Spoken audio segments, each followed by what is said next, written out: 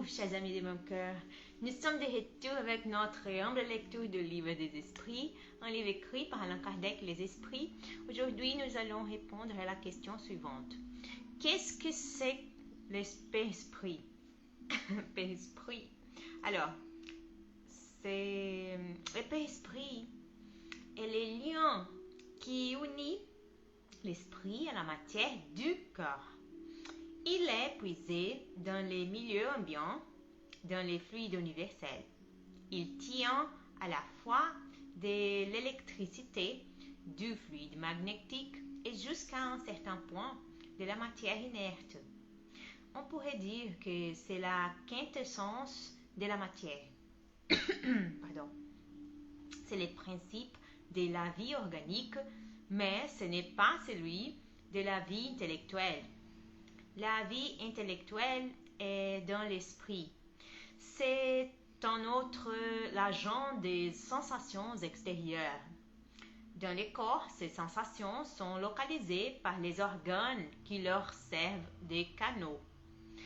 Les corps détruits, leurs sensations sont générales.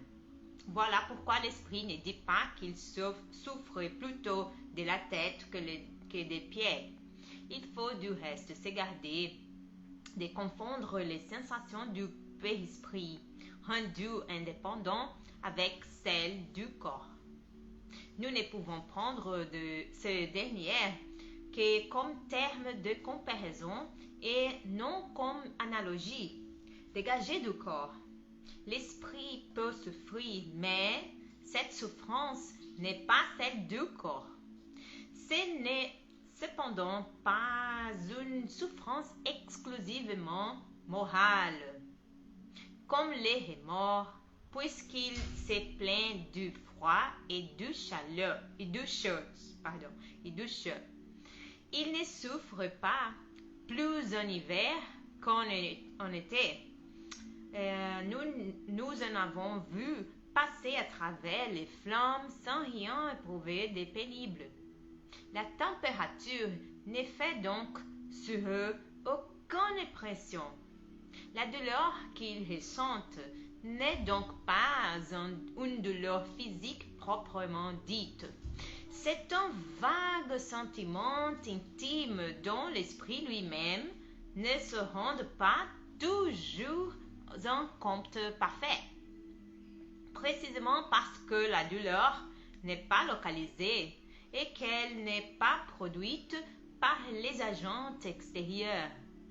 C'est plutôt un souvenir qu'une réalité, mais un souvenir tout aussi pénible.